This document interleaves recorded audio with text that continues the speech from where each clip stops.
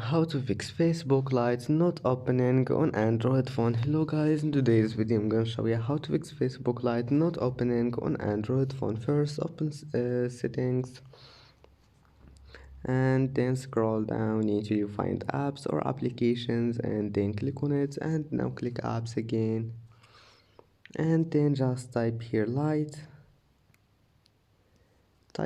and here we'll find it. Click on it and now just click force stop, this one here. Click force stop and then go to storage, click clear cache,